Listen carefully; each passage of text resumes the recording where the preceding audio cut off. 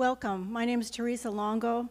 I'm William & Mary's Senior International Officer, and it is my privilege to welcome Ambassador Abdul Ghafoor Mohammed to William & Mary. His visit is sponsored by the Reeves Center for International Studies, the Whole of Government Center of Excellence, and the Batten School of Coastal and Marine Sciences. It is, as you know, the year of the environment at William & Mary. This is the year where we acknowledge and move forward our commitment to sustainability efforts on campus and around the world.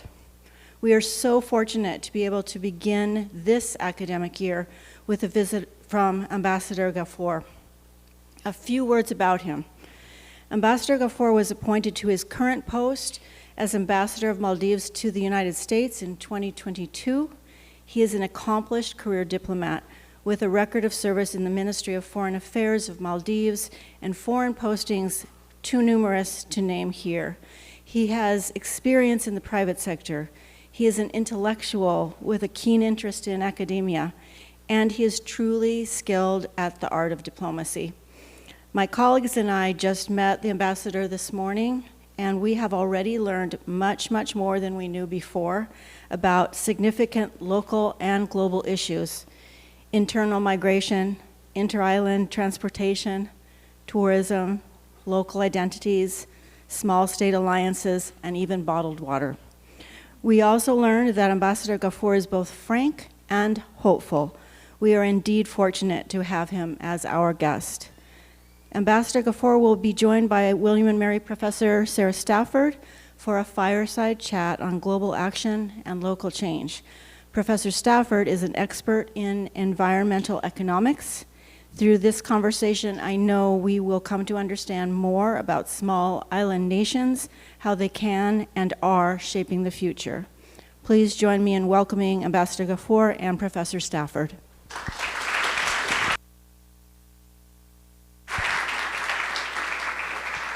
So thank you for those opening remarks. So I would also like to note that in addition to 2025 being William & Mary's Year of the Environment, it's also the 60th anniversary of the independence of the Maldives, correct?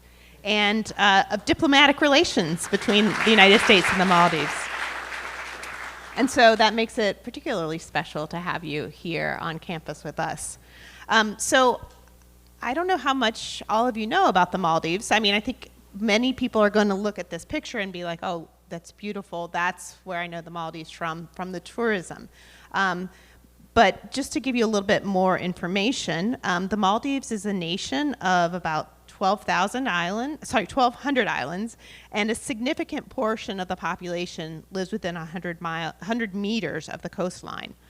The two largest industries are tourism and fisheries, which obviously are incredibly intertwined with the ocean and the coastal environment, but also with climate change. And one of the concerns, of course, is the vulnerability of the Maldives to climate change. And many of the islands have already suffered from flooding on a regular basis. There's also concerns about how individuals will be able to respond to climate change, things about internal migration, retreat inland, how much of that is a viable option for the population. And it's obviously not something that the Maldives can ignore or leave up to others to start to develop important policies and adaptations to.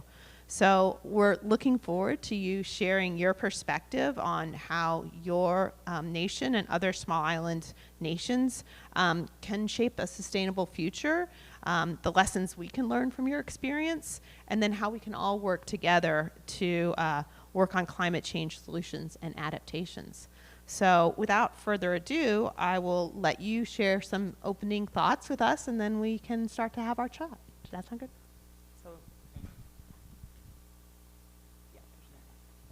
Thank you very much. It's such a pleasure to be at this university. We tried to come here a little bit earlier this year, but unfortunately the weather wouldn't permit. We were kept away by a huge snowstorm. So I'm so glad that the university arranged such beautiful weather for us today. And I feel really excited to be at a university because having been at an American university myself way back now, it's kind of takes me back and makes me feel at home. I wish I was still that young. But I'll try not to speak for too long. My wife just told me I speak too long. So I would rather respond to questions you might have about the Maldives. I hope many of you have heard about the Maldives, even if many of you may not have visited. I know it's a bit far away from the US. But it's not that difficult to travel to Maldives. You just take a 14-hour flight to the Middle East, and then a 4-hour flight from there to Maldives, and you're there. And I can also tell you, US is even now among the 10, is the 7th largest market for Maldives. So many Americans do visit the Maldives, whether it be just to get away from the stress of the city life or to enjoy a honeymoon. So I would encourage you to visit the Maldives whenever you can, because that's also our sustenance as well. But first, let me tell you about the Maldives, put us in context. We're located, as you know, in the Indian Ocean, and at a very strategic location on the trade routes that connect the Eastern Africa and the Far East. And so it has always been an area where many have crossed the islands. Arab sea traders, even the Europeans, colonials. But despite all these things, we have managed to stay as an independent, sovereign nation throughout history. We are a nation of 1,200 very small islands. These are coral islands, very different from, I think Caribbean has some coral islands, but many are also mountainous islands. As coral islands, we have really beautiful white beaches. But being small, it's also very fragile. I mean, the Maldives is not only beautiful, but it also very fragile. We depend on the very delicate ecology for our very survival. We, unlike many other small islands states, we are not one island. We are a chain of islands comprised of atolls. You might be interested to know the word atoll is our contribution to the English language. Atoll is actually a Maldivian word we call atolu, and it's the English they took the term and called atoll. And they have about 19 administrative atolls. Of the 1,200 or so islands, only about today 194 islands are inhabited. The other 1,000 or so islands remain uninhabited. When I say uninhabited, I mean it's not people are not living there, in a sense, not residing. But about almost 170 of those islands have now been developed as tourist resorts. We have this very unique concept of one island, one resort, which means each island is a hotel by itself. And instead of a high-rise building of a hotel, you have beach bungalows, some built on the island itself. Some, in fact, more recently, the more popular places are the water bungalows, where it's built on the reef. Now, when I say the reef, this is another area that is of very significant to the Maldives. Each of these islands is surrounded by a reef. That is our protection. The reef acts as a breakwater that helps protect the islands from strong waves. And most of these reefs usually have at least one or two natural openings through which our sailing vessels can come in and go into the harbor. Some islands have better openings and better natural harbors than others. But despite this natural environment or natural reef that surrounding the island and providing us with protection, in 2004, when there was a tsunami, that was not enough. And for about 3-4 minutes, the whole country almost was totally underwater, because our islands are only about 3 to 4 feet above sea level. And there was no high point that anybody can run up to. And given that our islands are so vulnerable and dependent on tourism, our economy suffered far greater than any other country at that time. About 60% of our economy was wiped off because many of our resorts became untenable, and our water on many of the islands became too salty and became uninhabitable. We had to relocate some people onto different islands. Through that experience taught us the importance of adaptation. I mean, on the one hand, we have been adapting ourselves to live with water, the sea, for centuries. But we didn't know how vulnerable we are and how much we need to do to protect ourselves in case of natural calamities like this. So adaptation has become the rallying cry for Maldives, and Maldives taking the lead in the international climate forums with other small island states, especially AOSIS, Alliance of Small Island States, which is a group in the UN, which was founded or helped created by a Maldives initiative in the mid-80s. The vulnerability of islands is known to everybody. But that vulnerability is something we live with every day. It's neither frightening nor is it welcoming, but it's a reality.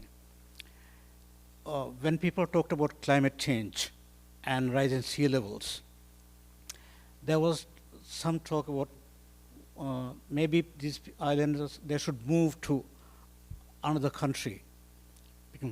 But for Maldivians, that is not an option. Why should we move? We have been living on these islands for thousands of years, and it is our rightful place.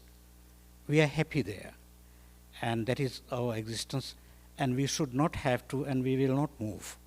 I mean, the current challenges to climate that the world is facing is not the result of actions taken by the very small populations living on these very small islands, but is the result of man-made, man-developed actions in much larger and much richer nations. And we strongly feel we should not be made the victims of this. In fact, if anything, the rest of the world, the international community, especially the richer countries, should help us adapt to our environment and help us find ways and means of creating a safer environment in our country. I mean, I could go on talking like this for a long time, and as I told you before, My wife has already told me I speak too long. I should give an opportunity for other people to speak. So I think it will be, in fact, better if I respond to specific questions you may have about the Maldives environment, about how we adapt, things like that. Well, I'm going to use my prerogative to ask a couple questions first before I open it up to everybody else. So I would like to know a little bit about, what are some of the adaptations that you have been implementing on the Maldives that could be something that perhaps other nations that haven't yet sort of faced the same extremes that you have could consider. I know particularly you guys are really focusing a lot on adaptations that can help conserve the marine environment. So it would be just interesting to hear what different things are happening in the Maldives with respect to adaptation.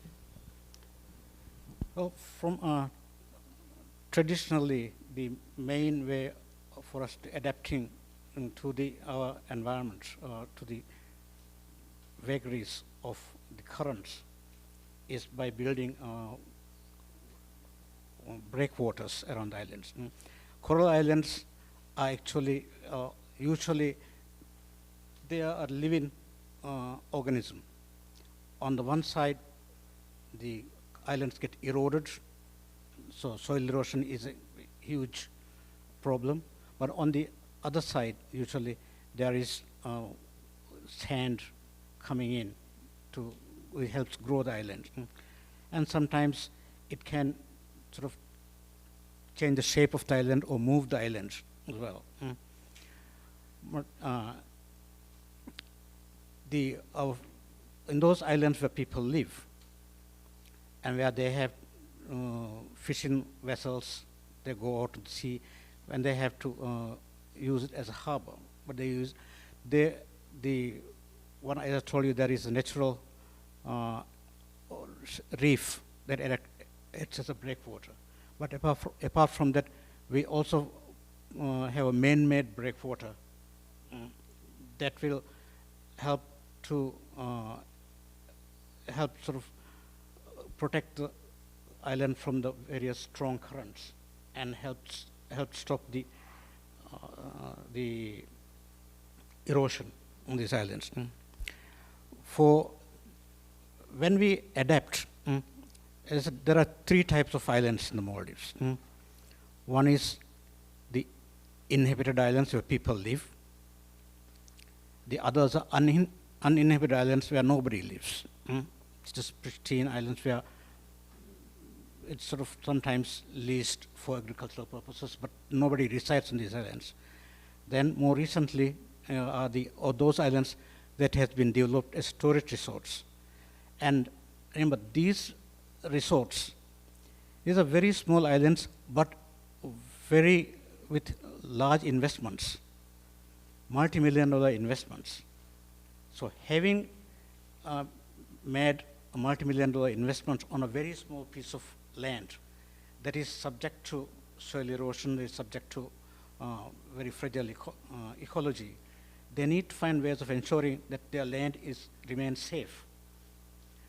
That's why they have do the breakwater, and they find out which is the best place to position that breakwater. Because they have to ensure that both the beauty of the island is maintained, at the same time the island is also protected. Interestingly, the Male capital island, which houses about a third of the Maldives population, we have a breakwater that really impressive, that has been built with the assistance of the Japanese right throughout the island, what they call tetrapods, which is huge, giant tetrapods, and that goes right around the island.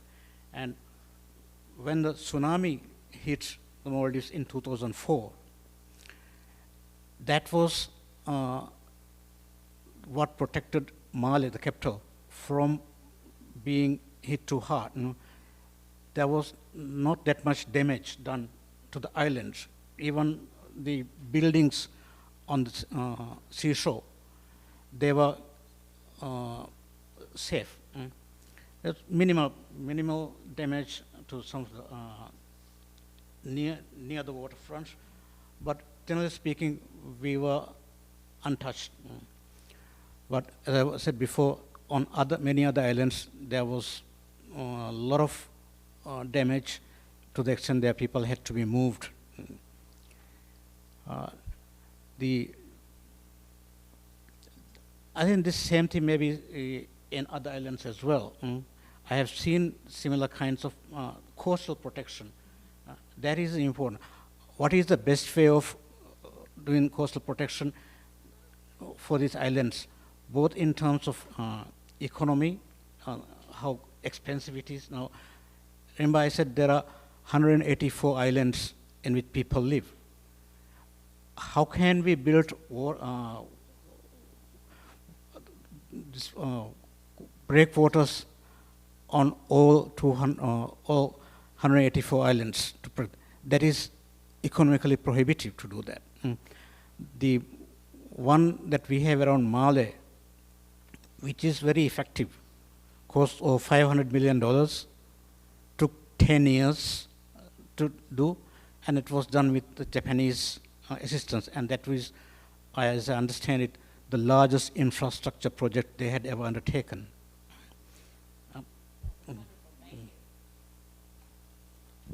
So one other question before I open it up. I think the coral reefs and the biodiversity that you see there and the ecosystem services that those reefs provide to the whole world is really impressive and something that needs to be protected. Can you talk a little bit about the Maldives' approach to marine habitat protection and what you guys have been doing and are working on and hoping to see in the future? Well, the reef is really important for coral islands. When I said before, it is the protection, natural protection from the waves. But apart from that, it's also what provides sustenance to us. We are also a fishing nation. Our people depend on fisheries, and the bait and what larger fish depend on for their that live plankton, since they live on this reef. So protecting the reef is really important there, and we have been, our reefs have been impacted by the El Nino because of the global warming, and that has been a growing concern because El Nino, once the corals become dead, then that affects the livelihood of the living organisms on the reef and the sea, and as such, the food for the inhabitants. In recent years, we have had done a lot of research on reef protection and reef renewal. I don't know if any of you have seen a recent PBS program on reef restoration. I can't certainly remember the name of that, but there's an experiment being done in Florida and in the Maldives about restoring the reef. So it gives us hope in the sense that even dead reefs can be brought back to life. It may take us a long time, slowly, but for future, it is something that we look forward to happening, and look forward to our reefs becoming, it doesn't stay dead forever.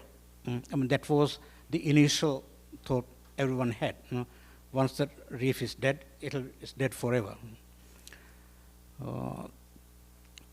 We also have 3 biosphere areas protected, UNESCO designated areas for biosphere protection, which is to promote the ecology and protect the environment.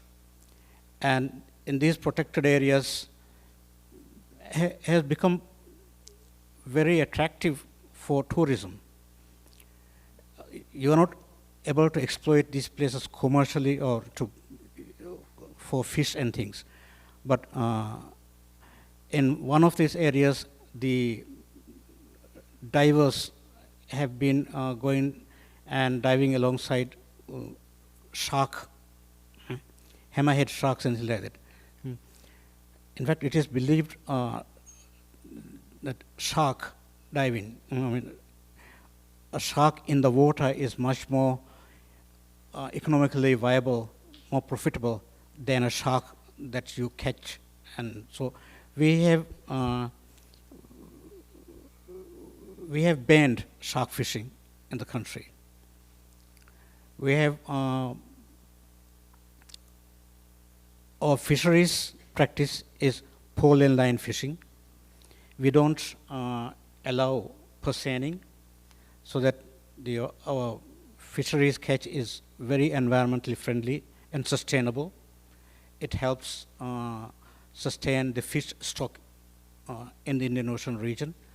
And I believe I am right in saying Indian Ocean probably has the most largest fish stock of tuna compared to any other region. So these are some of the things we do. You kind of lost me when you said that we want to just keep the sharks in the ocean. I don't want the sharks to be anywhere.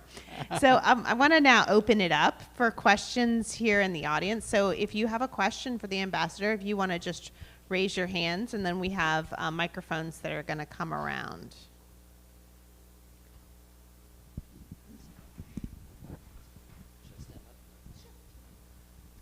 Mr. Ambassador, my question is, you mentioned that climate change and that is an issue that a lot of large nations have contributed to greatly. So I wanted to ask you, how do the Maldives and like other small island nations address this issue when speaking to these big nations like the US and China to try and allow them to understand like the major issues that your nation and other nations are dealing with because of actions in these third countries?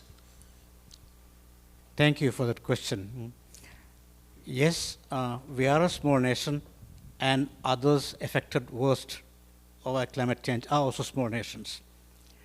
But be assured, our voice is not small. Our voice is very loud when it comes to speaking about climate change. And from the Copenhagen meeting to the Paris Accords to and I think the next one is in South America somewhere. At every COP meeting, Maldives, along with other small island developing states, have been speaking very strongly, very loudly about the need for addressing climate change and the need to provide solutions for the small states to address the challenges we face. The Alliance of Small Island States is actually an initiative that began with the Maldives when we convened the first sea level rise conference in the Maldives in 1987. And this Alliance of Small Island States comprised of islands from the Indian Ocean, Caribbean, and the Pacific, and acts as a lobby group and a pressure group to speak to the international community on issues that face the small island developing states. Maldives has been a very active and forceful member of this organization. We were instrumental in ensuring that the 1.5 degrees is accepted by the international community at the Paris meeting. That was the first time that under the chairmanship of Maldives, when we fought for it, and it got actually put on paper as an agreement. Prior to that, despite the AOSIS speaking about the need for 1.5 degrees, because anything above that is an existential threat to many for small nations, especially countries like Maldives and, say, Kiribati, the small low-lying islands. It was always agreed about 1.8 degrees. But that is not a solution for Maldives, countries like the Maldives. Similarly, we have also spoken about the human dimension of climate change and how climate change affects human rights, and the need for creating a loss and damage fund, which was, I believe, which was agreed to at the Cairo, I think at the Cairo Abu Dhabi summit, just 2 years, last year or the year before, the COP meeting. So every COP meeting, we are able to push little by little for the larger countries to accept and create more funding.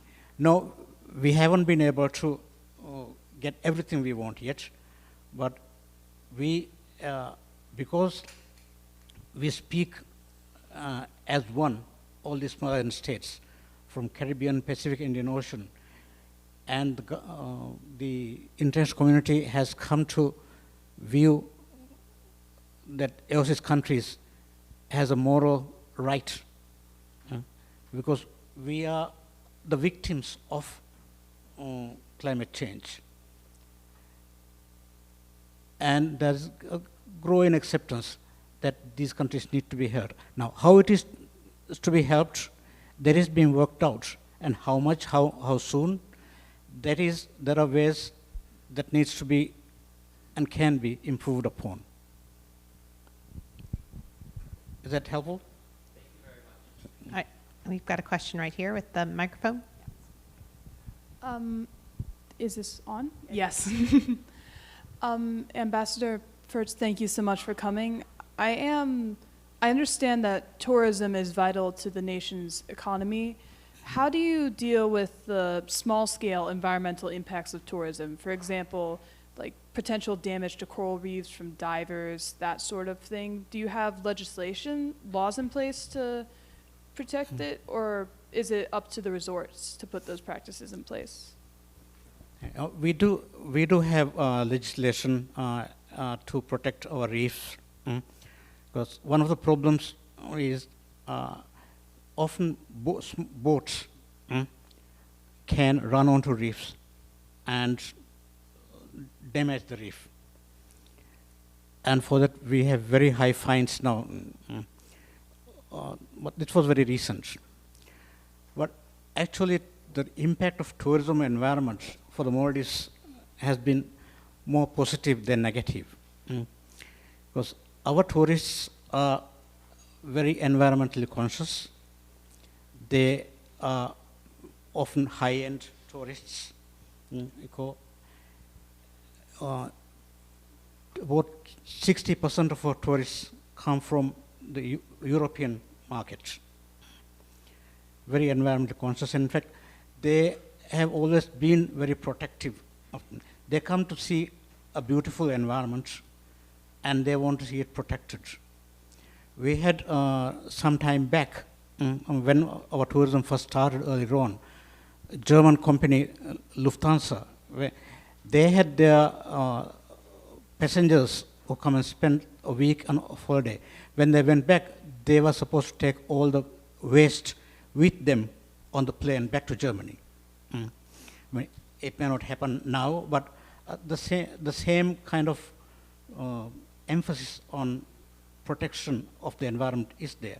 It is both in the interest of the country as well as the tourists to ensure that our environment is kept clean, safe, and protected, because they are also protecting their investment as well.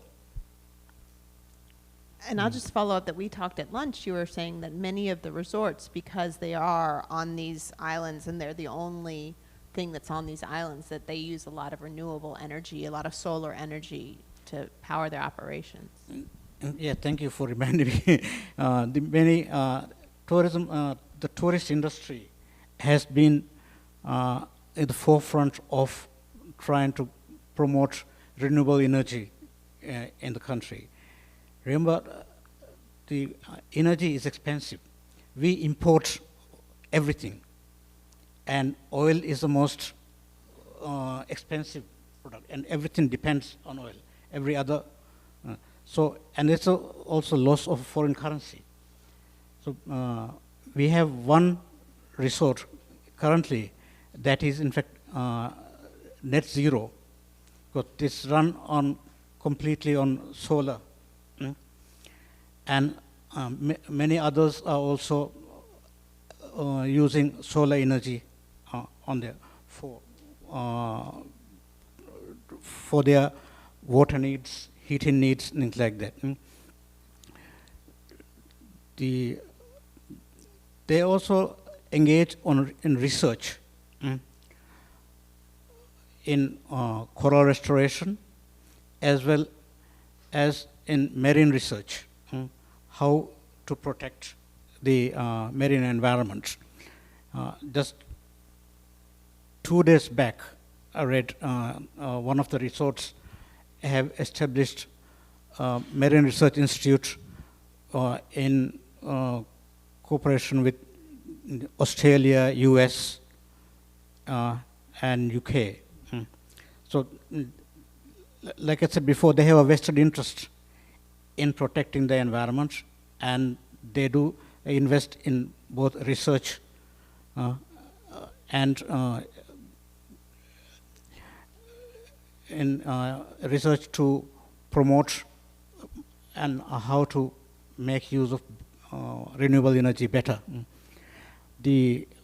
Nationally, Maldives is committed to net zero by 2030, which is ambitious, and we may not be able to achieve that by then. But unless you have strong and ambitions, it can not be achieved at all. I remember, I think it was President Clinton once said, if you don't dream big, that's not worth dreaming, something like that. I mean, you should dream big. So our ambitions are large, ambitions are big, and even if we don't achieve, that is what we aim for. The present government is committed to achieving at least a third of our renewable energy needs by 2028.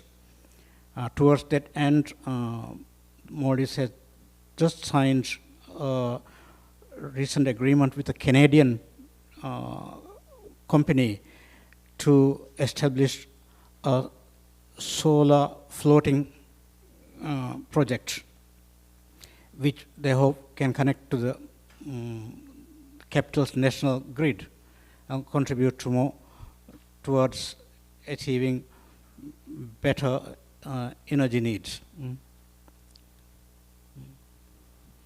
Thank you, Mr. Ambassador, for your time and for being here today. You've already, is this on, right? Okay. You've mentioned already that the Maldives and other small island nations have made incredible strides on the international stage for getting the international community to recognize climate change as the threat that it is. What are some solutions and some policies specifically to the U.S. that they can do to help small island nations with kind of reaching that sustainability that we need? Well, the most important and critical for us is the finance, providing finance. I mean, there is a lot of commitment internationally at SCOPE meetings. Many countries have committed, both bilaterally and through multilateral institutions, to provide financing for energy efficient and climate change projects. But the problem for small countries is accessing this finance, because it can be very cumbersome. The criteria that they require to fulfill can be very difficult. And often we don't have the resources, the manpower, to be able to satisfy all the requirements that is often required for this project. So we have called on, asked consistently make this our access to finance easier, make it more simple, and make it faster, so that sometimes countries have the experience where they request for financing for a project, but by the time the project financing is approved, that project has become, the feasibility of the project has been gone. So that is the most important thing. It's not only the financial commitment, but access, facilitating easier access to that finance for small countries. Hello, my name is Max, and I'm a freshman here. My question is about climate visas. As I'm sure you know, Australia started giving climate visas to the people of Tuvalu as climate change has started to overwhelm the state. Given this fact, what is your general opinion of climate visas? Do you think there should be a similar program for the people of Maldives, and how would or should it work? And how do you and the people of Maldives grapple with the potential necessity to relocate? Thank you. Could you repeat your start of what Australia did? They gave climate visas to they're starting to give climate visas to the people of Tuvalu. Am I incorrect in that statement? Land. Visa. Visa, yeah.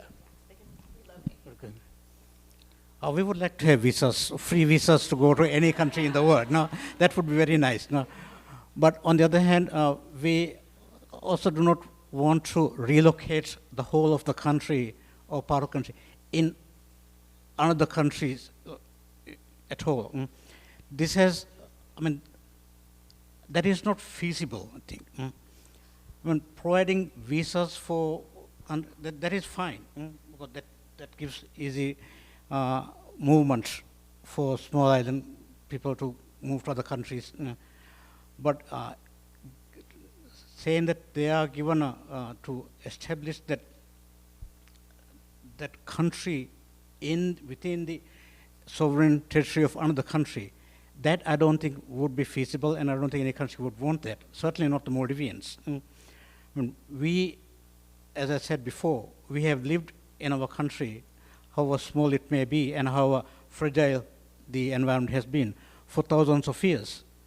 And we like our environment. We like the place. We would love to travel the world, but we would always love to come back home. And that is our home. Quite apart from anything else, the legal implications of that is mind-boggling. How does you deal with the sovereignty of a country whose population has completely does no longer exist? Who benefits? Who is then the beneficiary of the resources of that country, the marine resource? I mean, even if the land is gone, the marine resources remain. Each island, remember, has a 200-mile EEZ, which is quite a large area for small islands. Like I said, in Maldives, we often use the term large ocean state. We are not a small island state, we are a large ocean state, because over million square kilometers of ocean we have access to.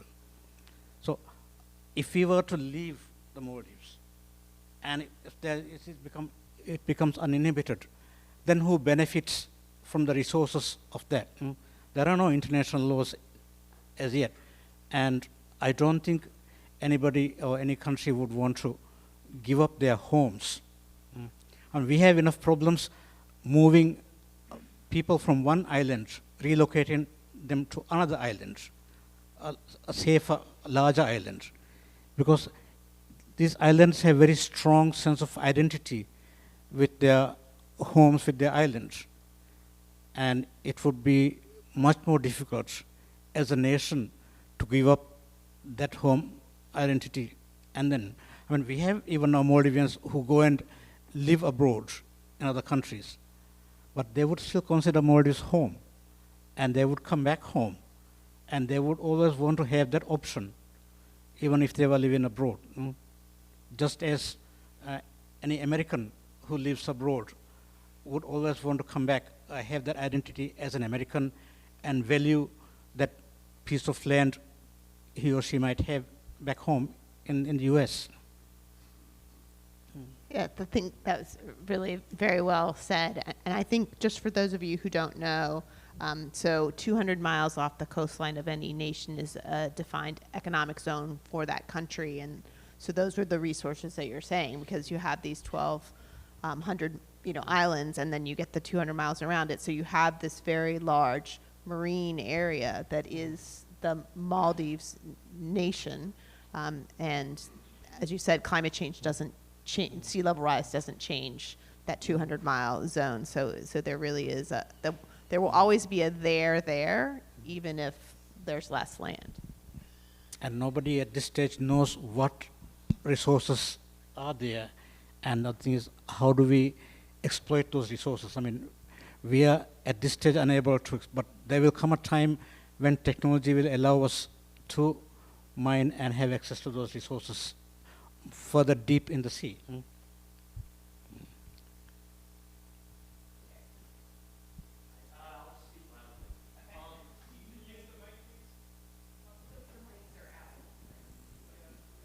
I'll repeat the question. Do you think someone should be held legally or financially responsible for the damages occurred on your nation? Okay, the question is, do you think someone should be held legally or financially responsible for the damages that your nation incurs?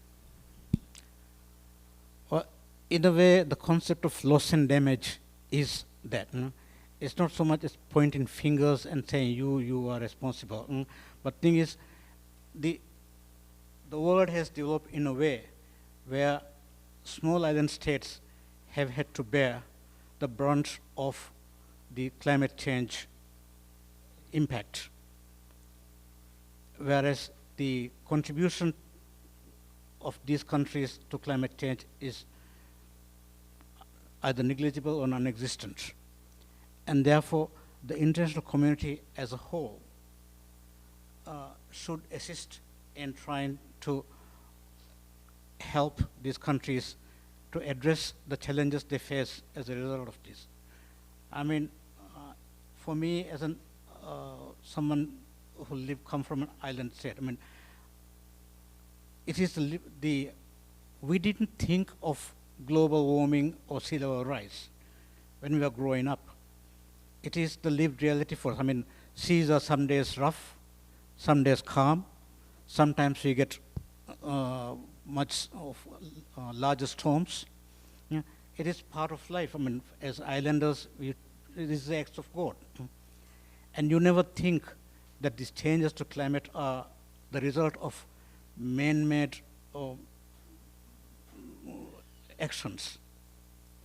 It is now that the world has taught us, has told us, in fact, this is not the fault of any of the small island states, that this is the result of developmental choices that had been made by much larger, richer countries. And therefore, there is a moral obligation on those countries that can afford to do so, to help the small island states that have been bearing the largest impact of climate change. And to that end, the Loss and Damage Fund, it took a lot of negotiation, it took a lot of fighting at these COP negotiations. It wasn't just one day one proposal was agreed to. I mean, it took a lot of negotiations and driven largely by the small island states. It was co-chaired by Maldives, and have various different meetings in different parts throughout 2-3 years. And finally, at the, I think at the Cairo summit meeting, that finally this was adopted, the Loss and Damage Fund. It is still, maybe there are still things to be ironed out. It may not have been totally finalized. How to implement it. It's one thing to agree on a principle, but it's quite another to actually work out the details of bringing that into reality and putting it into action.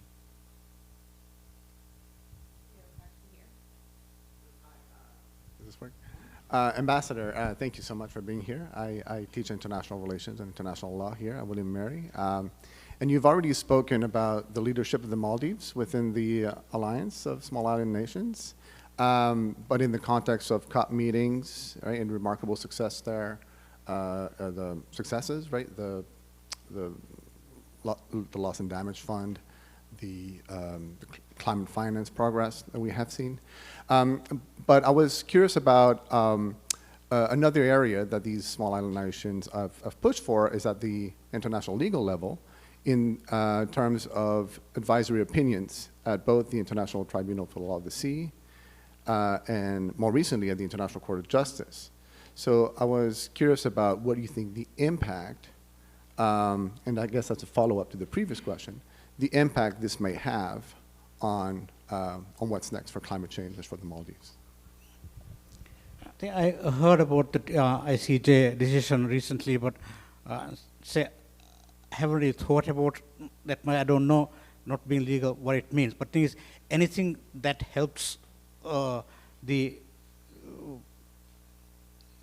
small states to address the human dimension, I think, if I remember correctly, I mean, there's an acceptance of the human dimension of climate change.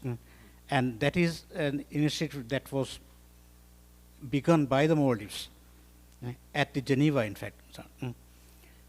The first resolution on human dimension of climate change was adopted, I believe, in 2009 or 2000, around that time.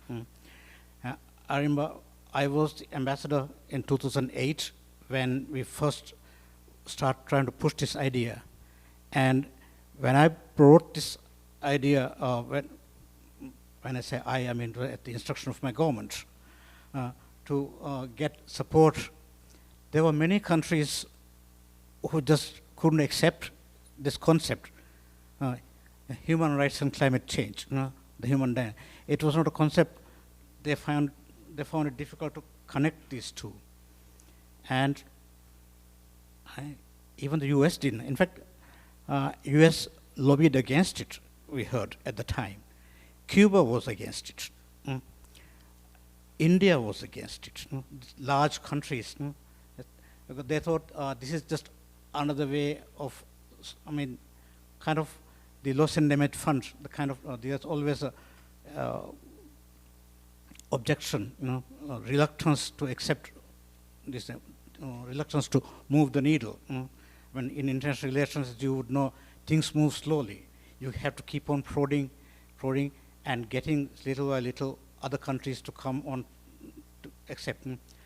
But what finally we were able to get some of the other countries, European countries, they were supportive of that concept, and no country was willing to object it to the extent they would object to the acceptance of the resolution, adoption of the resolution.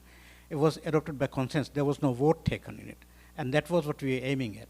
So when this first resolution was adopted, it was adopted by consensus, and although some countries were not very happy with that, they were not willing to object or to call for a vote. That helped us to put that on the agenda, and little by little at various international fora, we were able to move that forward to the extent coming to an acceptance that there is a human dimension. And some countries, I believe it was some South Pacific country that took this to the ICJ. And ICJ has sort of agreed that there is a human dimension and there is an obligation to help. I mean, it is in many ways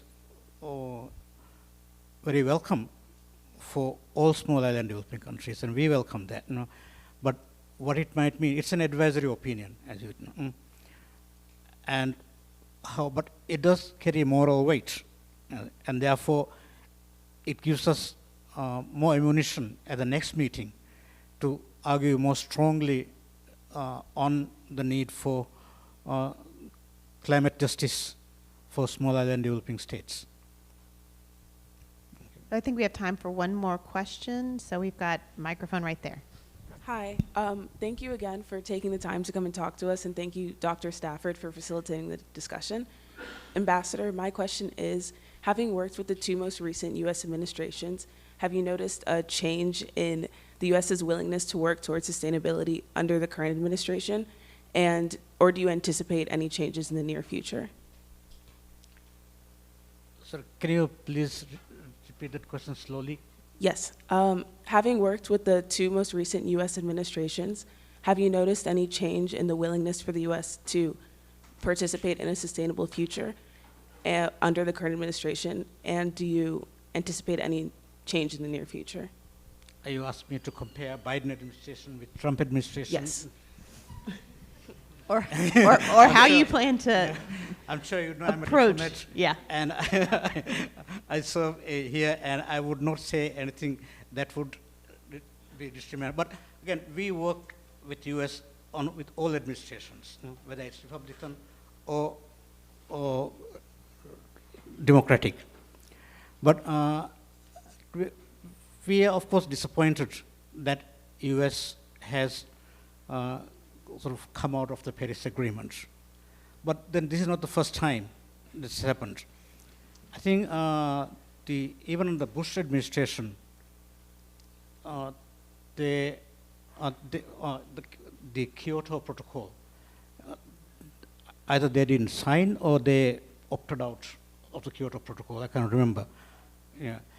So U.S. has not always been on the same page as, say, many other countries when it comes to climate change. It has its own national interests. We would like to see the U.S. take a greater lead in addressing climate change, whether through Paris Accord or whether it's on its own. It doesn't matter that much. But yes, it is disappointing that U.S. is no longer part of the Paris Accords, but we hope, even though they are not, they have opted out of the Paris Accords, that they will continue to assist countries or internationally in addressing climate change issues. Maybe they might term it differently. Might be emphasis on renewable energy. But there are always ways of, in diplomacy, you don't look only at the problem, you also try to find ways and means of finding solutions. No? When you come across a wall, you just don't stand there, you can jump across it, or you can go around it. And so hopefully we will find a way to work with the US in helping us to address our needs. Well, thank you, Ambassador, for that very diplomatic answer. We can see your education from the Fletcher School of Law and Diplomacy coming through here. And I'll turn it over to Kay for some final remarks. Thank you. Wonderful. Thank you so much. So the university has had many touch points with the Maldives over the years, but this recent iteration really comes from a kind of unique opportunity for a bunch of different parts of William & Mary to come together. And it's going to start with our Special Assistant for Military and Veteran Affairs, Kathleen Jabs. William & Mary had the opportunity to bring together VIMS, the Reeves Center, Economics, Public Policy, Government, the Business School, the Washington Center, and Whole of Government to produce a new program on operational resilience and international cooperation that we were able to run in Washington, D.C. last year. And we were deeply honored to have the Maldives as part of that class. You can fast forward through the snowstorm to today, where we're looking to build out those various relationships. So today, we really heard this theme through all of our engagements of listening and being able to learn from this leadership emanating from a large ocean state. So we've heard a lot about what our collective responsibility is, the need for action, and as the ambassador said, fast action. Let's not let this go 10 years. Things are changing rapidly, and that's something, of course, that Professor Stafford studies as well. And then if I can add to that, that element of compassion that I think William and Mary students, faculty, and staff so well bring to the equation here. You know, we've heard you, sir, that the Maldives is your home, and this world is very much our home. So we're hearing your voice. William and Mary is very much here to join that rallying call for adaptation and solutions through innovative student-led ideas, through our faculty and staff research, and through the very being of a university that goes back to 1693. Now, the Maldives can trace their history much, much longer than that, but we will pride ourselves on our various brick buildings. Students wishing to do a study abroad experience in the Maldives, please see Teresa Longo afterwards. We will look at many different opportunities to work with the Maldives and build this shared collective university experience. So with that, please join me in thanking Professor Stafford and Ambassador Ghafoor.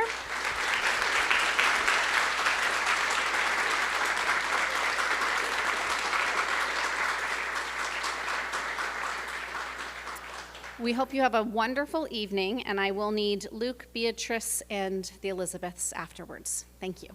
And their teams.